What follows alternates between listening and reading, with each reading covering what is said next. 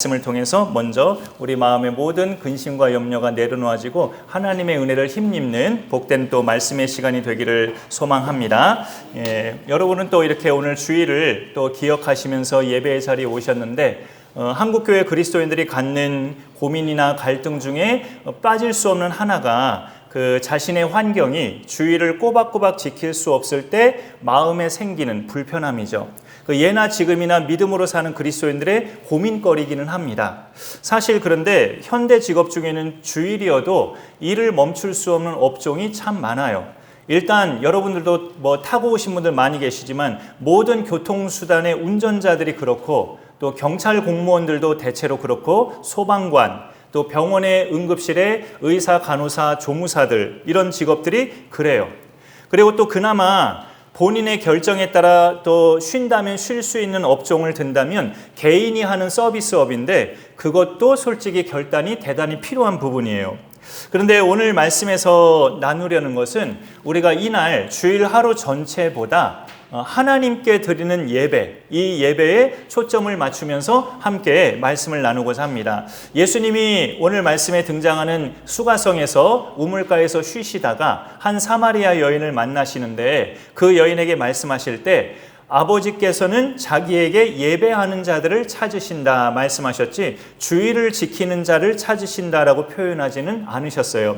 물론 시기적으로 이때는 예수님이 아직 십자가에서 죽으시기 전이고 그러니까 당연히 부활하시기 전이고 그래서 당연히 그 성령이 임하시기 전이죠. 그러니까 주일의 개념이 아직 생기기 훨씬 전이에요.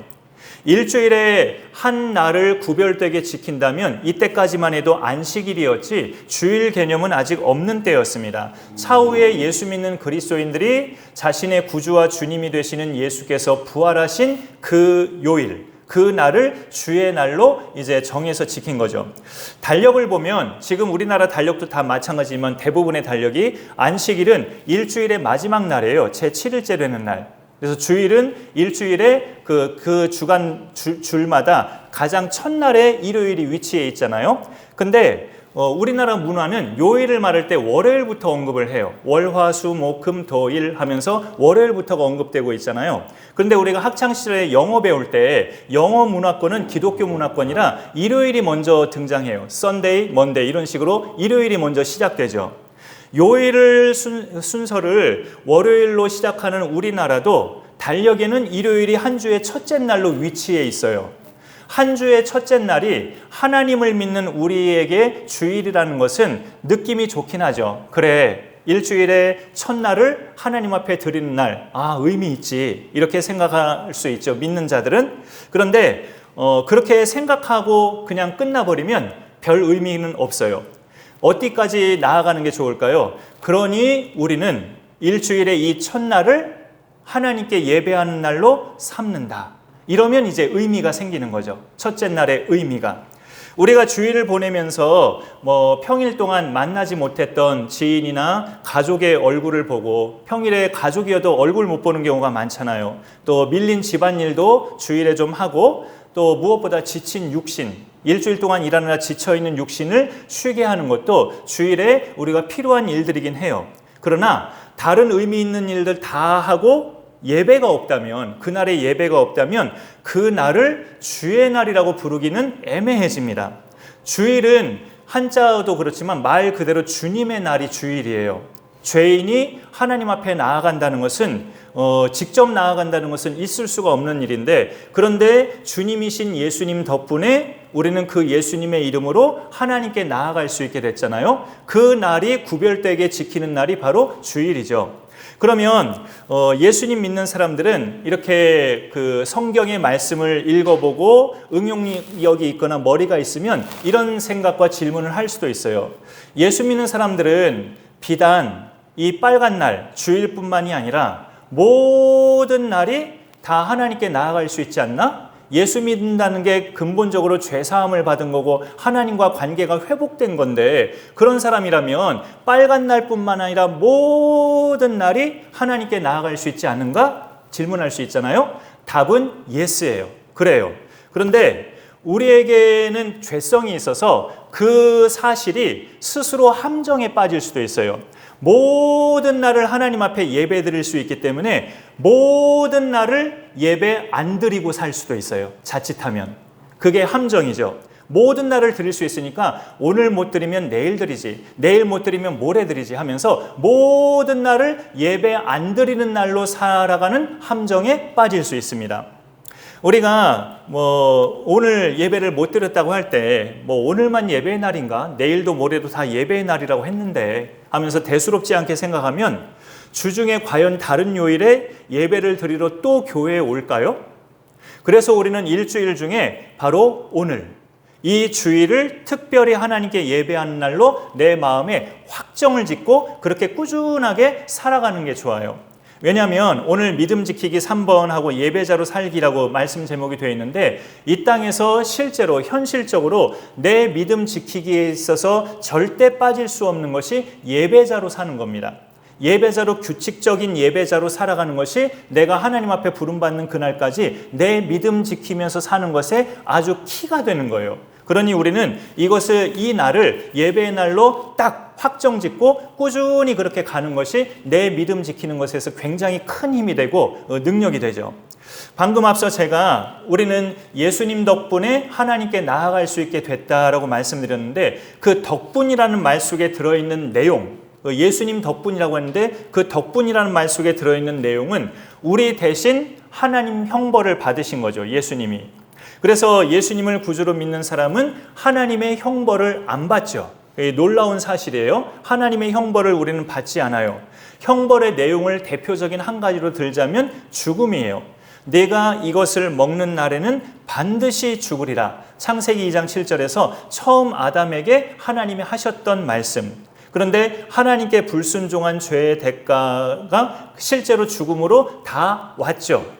그런데 이 죽음의 근본 의미는 하나님과 영원히 단절되는 멸망이 죽음의 진정한 의미이기 때문에 우리처럼 이제 육신적인 죽음은 진정한 또 죽음에 있어서 일부분이죠.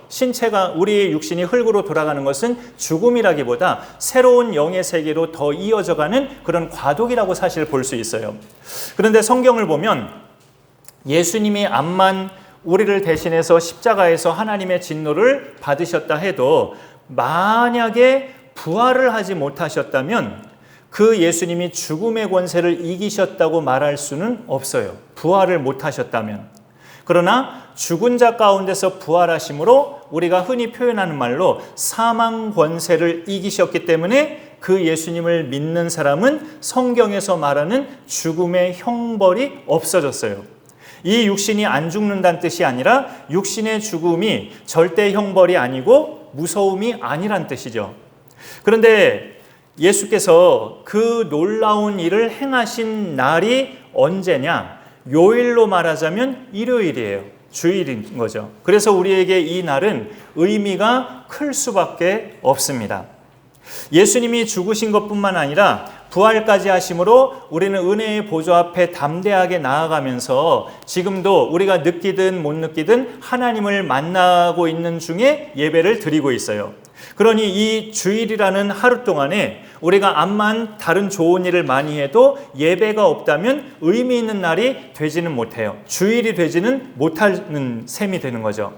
오늘 믿음 지키기 시리즈 세 번째로 예배자로 살기인데 우리가 이 땅에서 사는 동안에 예배자로 사는 것이 앞서 말씀드린 것처럼 믿음 지키기의 결정적인 삶입니다. 그래서 대부분의 교회들이 주일에 드리는 예배에 비중을 제일 많이 두죠.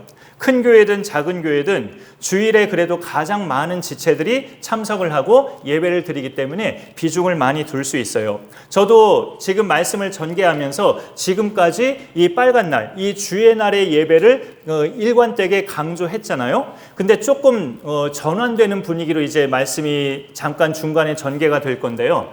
그러면서도 또 개개인에 따라서는 이런 표현을 해보고 싶어요. 부득이한 자유함을 누리는 것도 필요할 때가 있어요. 부득이한 자유함. 여기서 말씀드리는 부득이함은 공동체적인 예배를 드릴 수 없는 환경을 말합니다. 이렇게 지금처럼 공동체적인 예배를 드릴 수 없는 환경, 혼자서 성경 찬송가 펼치고 혼자 드리는 예배 말고 구원받은 사람들이 모여서 함께 드리는 이 공동체 예배를 이래도 저래도 드릴 수 없는 그런 환경에 있는 사람을 부득이함으로 제가 표현해 본 거예요. 그런 사람은 부득이한 자유함을 갖는 것도 필요하다고 말씀드리는 겁니다.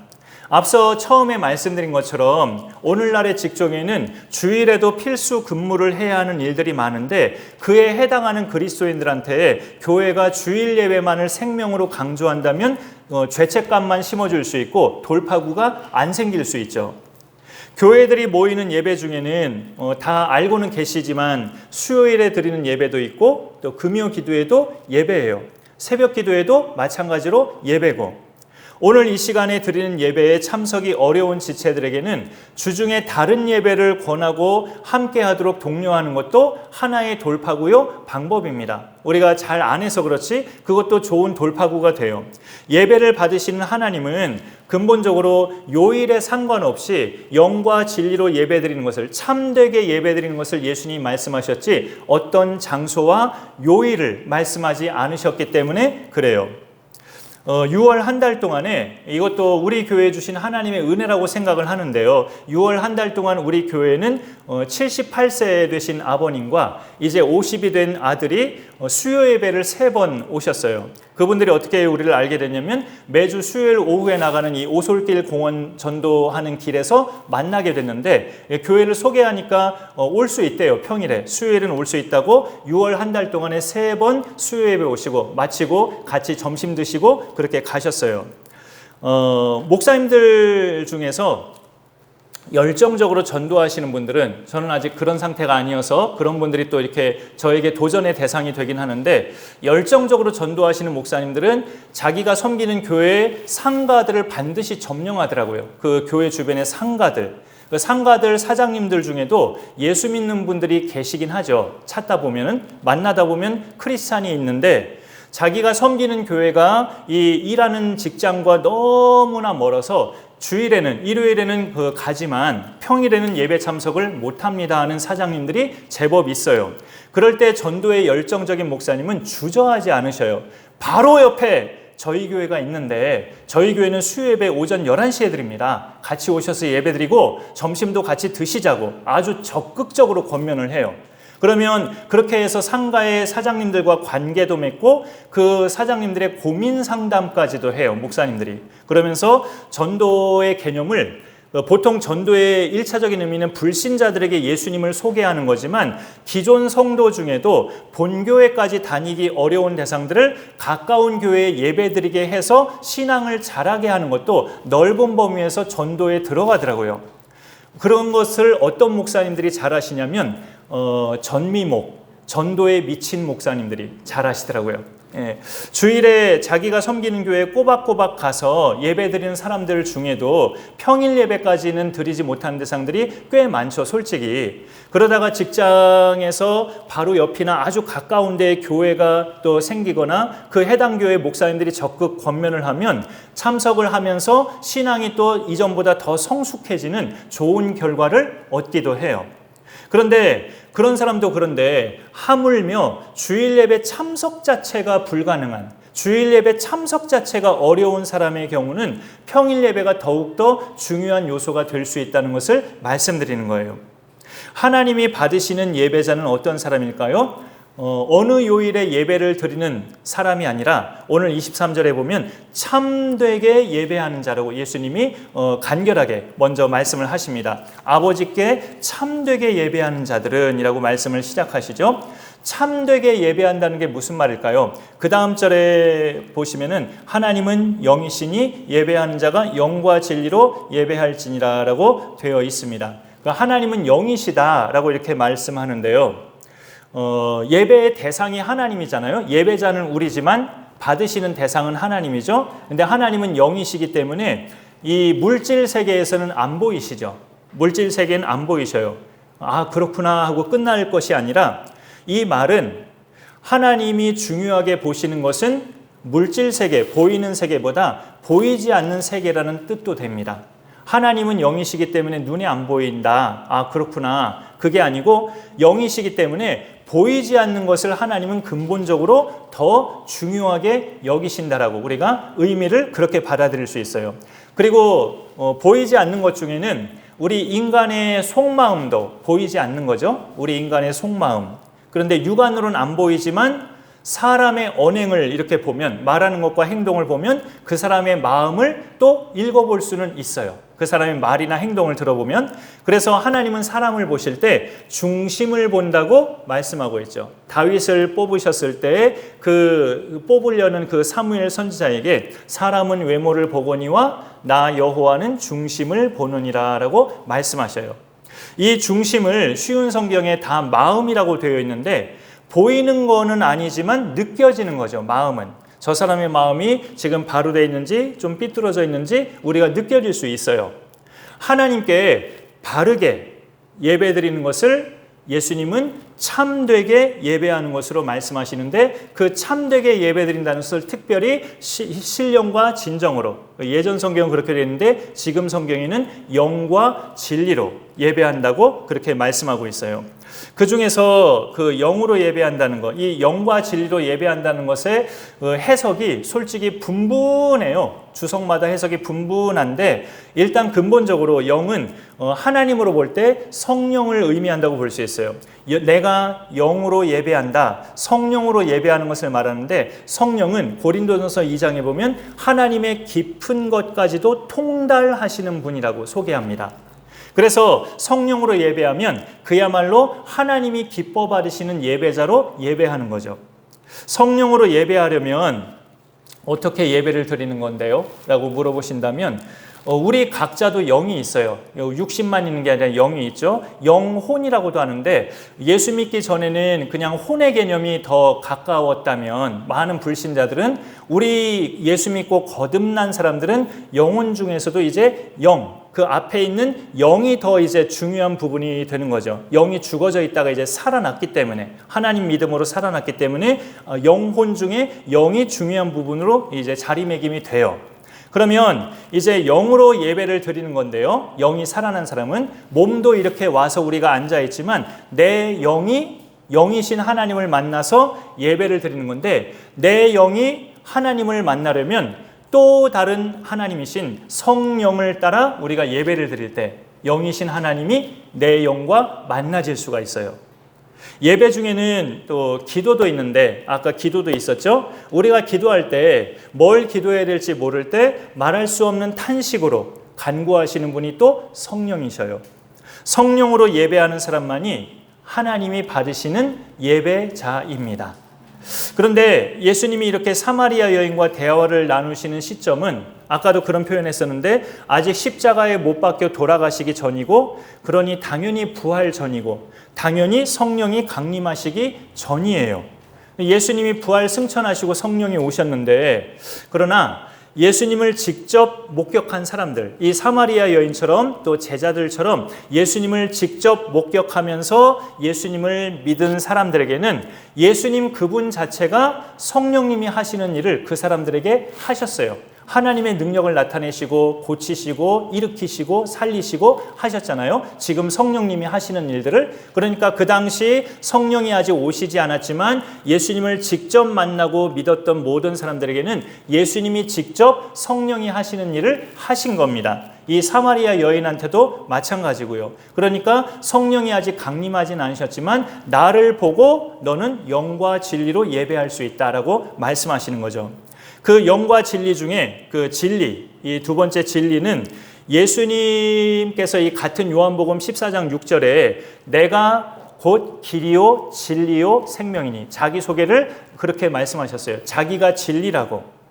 그러면 진리로 예배한다는 것은 예수님 없이는 불가능한 의미가 돼요. 앞서 말씀드린 것처럼 지극히 거룩하신 하나님께 나 같은 죄인이 나아가는 것은 오직 예수 그리스도를 통하지 않고는 다른 길이 없어요. 예수 그리스도의 이름으로 나아가는 자만이 하나님이 받으시는 예배자입니다.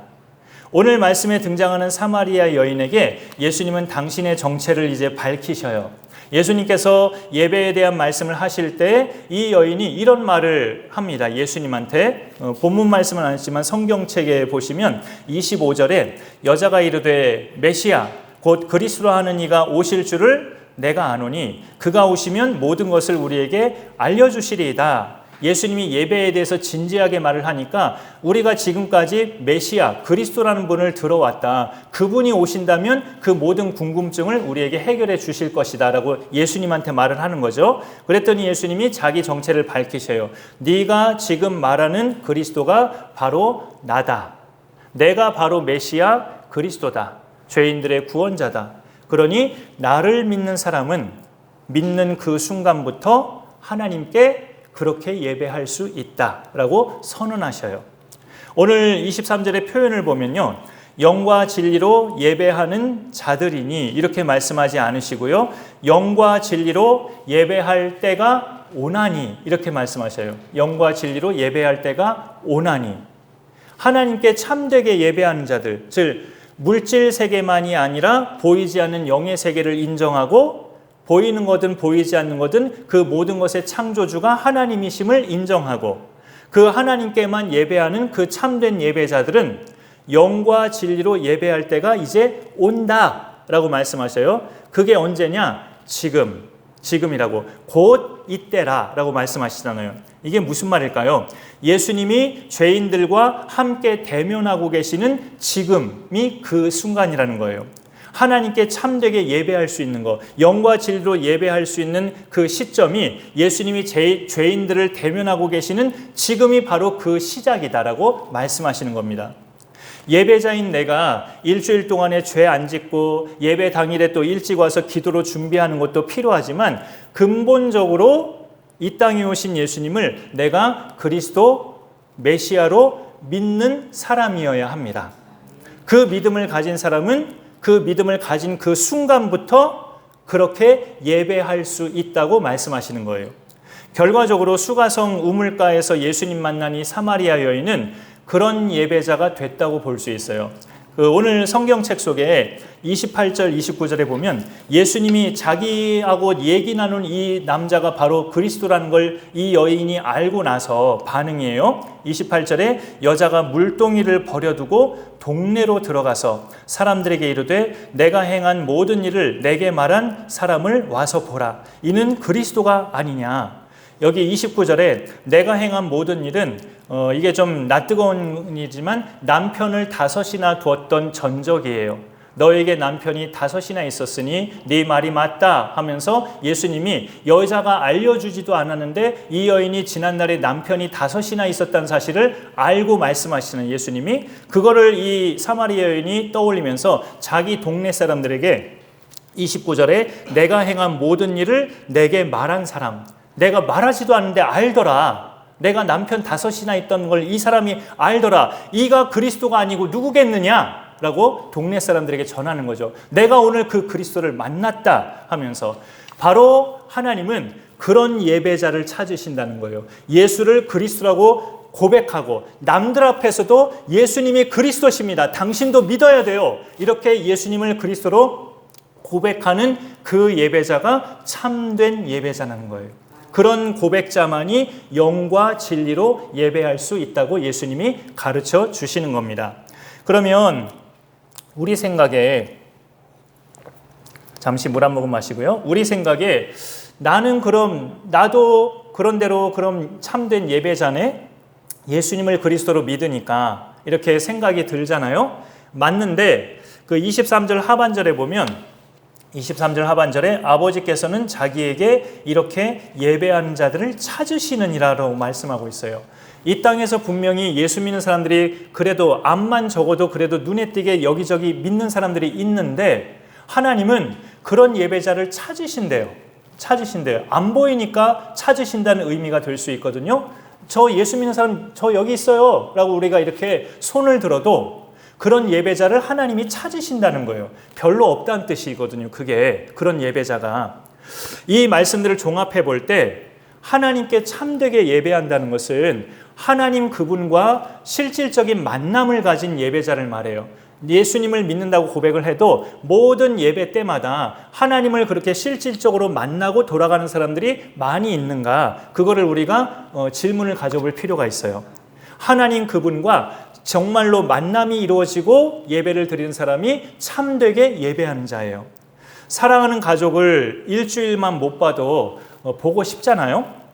그러다가 실제로 보면 반갑고 기뻐서 내 얼굴에 누가 웃으라고 말을 안 해도 그냥 자동적으로 웃어지잖아요. 그러면 적어도 그날 하루는 활력 있는 삶을 살게 되더라고요. 이 가족 때문에 내가 웃게 됐으니 오늘 하루는 내가 활력 있게 살아갈 수 있겠구나라고 그날 하루가 활력이 있어져요. 절대자 하나님을 만나는 것은 그 정도는 비교가 안 될 만큼의 엄청난 은혜의 효과를 체험할 수 있습니다. 구원을 비롯해서 지금 우리가 누리고 있는 모든 것은 하나님께 받은 은혜라고 다 말할 수 있어요. 그런데 은혜는 사모하면 할수록 더 받을 수 있고 은혜를 사모하는 자일수록 하나님을 만나게 돼요. 추가 말씀 막판에 하나 넣어봤는데 이 말씀을 함께 읽어보겠습니다. 시편 말씀인데요. 시편 107편 9절 시작. 그가 사모하는 영혼에게 만족을 주시며 줄인 영혼에게 좋은 것으로 채워주심이로다. 사모하는 영혼에게 하나님으로 인한 만족함을 주신다고 그렇게 이야기하는 고백이죠. 이 땅에서 우리가 믿음 지키기에 결정적으로 중요한 것이 예배자의 삶이에요. 매주 돌아오는 주일마다 이 하루를 다른 날들과 구별되게 의미 있는 일을 하면서 보내는 것도 좋지만 예배가 없는 주일이 된다면 그 날은 의미가 없어요. 지금도 솔직히 유대교인들 또 같은 기독교 범주에 있다고 하지만 한국에서는 이단으로 취급하죠. 안식일 교단 그리고 하나님의 교회 이런 모든 단체는 여전히 토요일 예배 집단이죠. 안식일을 강조하지만 예배는 받으시는 대상이 하나님이잖아요. 다른 신이 아니고 그 하나님은 우리가 중보자가 반드시 있어야 만날 수 있어요. 하나님을 만나려면 중보자가 반드시 있어야 하는데 그 중보자는 성경 말씀에 오직 예수 그리스도밖에 없어요. 오직 예수 그리스도만이 우리의 중보자세요. 그래서 우리는 그분이 사망 권세를 이기시고 살아나신 그 요일을 기념하는 거예요. 그 요일이 일요일이라 이 날을 주일로 지키면서 이 날을 예배드리는 날로 모이면서 살아가는 거예요. 이 땅에서 예배자로 살아가는 것이 그래서 믿음 지키기에 중요한 한 부분입니다. 매 주일 첫날인 이 주일을 예배자로 하나님께 드리면서 매 주를 우리가 넘어지지 않고 승리하는 믿음 생활로 멋지게 그렇게 이어갈 수 있기를 간절히 축원합니다. 우리 찬양 중에 나는 예배자입니다 라는 찬양이 있는데 그 찬양 우리 함께 같이 불러보겠습니다.